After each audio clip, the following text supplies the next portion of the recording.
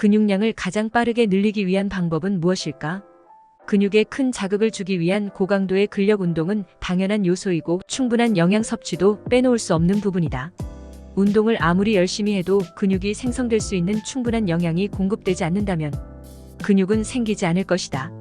이때 문제는 영양을 충분히 섭취하는 과정에서 불필요한 지방도 함께 축적된다는 것이다. 그렇기 때문에 전문적인 보디빌더들도 근육량을 늘리는 벌크업 시즌에 지방 축적을 어느 정도 허용하고 근육이 생성되었다면 다시 지방을 걷어내는 방법을 사용한다.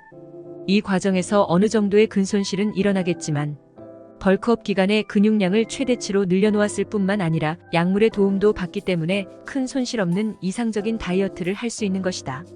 그러나 평범한 사람들은 이러한 방법을 사용하기는 현실적으로 어렵기 때문에 전문 선수가 아닌 일반인들은 근육량을 증가시키는 동시에 지방을 적절한 수준까지 감소시킬 수 있어야 한다. 하지만 가장 이상적인 방법임에도 불구하고 근육량 증가와 체지방 감소라는 상충되는 목표를 동시에 추구하기란 어려운 일이다. 그렇다면 체지방 감소와 근육 증가를 동시에 얻을 수 있는 방법은 무엇일까?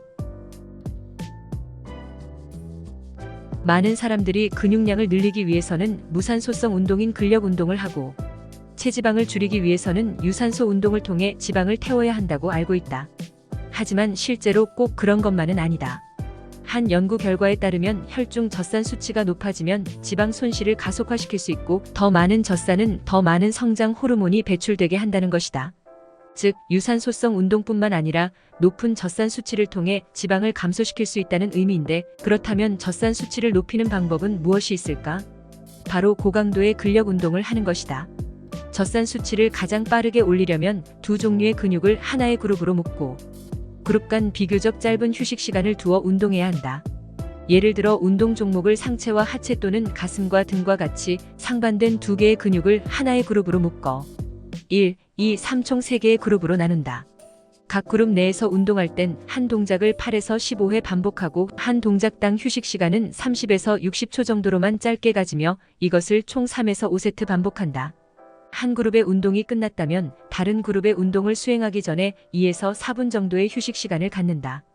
이와 같은 루틴을 2개 정도 만들어 개인의 신체 능력과 컨디션에 맞게 주 3회에서 4회 정도 수행한다. 이와 같은 루틴으로 꾸준히 운동한다면 체지방을 연소시키는 젖산과 근육량을 증가시키는 성장 호르몬의 분비를 동시에 촉진시킬 수 있다. 하지만 높은 운동 강도와 운동량이 충족된다고 하더라도 근육을 생성하는 원료인 단백질을 포함한 충분한 영양이 공급되지 않는다면 기대하는 만큼의 성공은 힘들다. 그렇다면 이번에는 영양 섭취 방법에 대해 알아보자. 당연한 이야기겠지만 체지방을 줄이고 근육량을 늘리기 위해서는 지방 섭취량은 줄이고 단백질 섭취량은 증가시켜야 한다. 일반적인 사람이라면 하루에 체중 1kg당 1.6에서 2g 정도의 단백질을 섭취하는 것을 추천한다. 몸무게가 60kg이라 한다면 96에서 120g을 섭취하게 되는 것이다. 주의해야 할 점은 근육의 생성을 위한 단백질 섭취도 중요하지만 고강도의 운동을 수행하기 위해서는 그 외의 다양한 영양소도 적절히 섭취해야 한다는 것이다. 체지방 감소를 위해 지방의 섭취를 제한하기는 하지만 고강도의 운동을 수행할 수 있는 신체 기능을 유지하기 위해서는 질 좋은 지방과 함께 일정량의 탄수화물을 섭취해야 한다. 5% 미만의 체지방률을 갖고자 하는 것이 아니라면 과도하게 영양을 제한할 필요는 없다.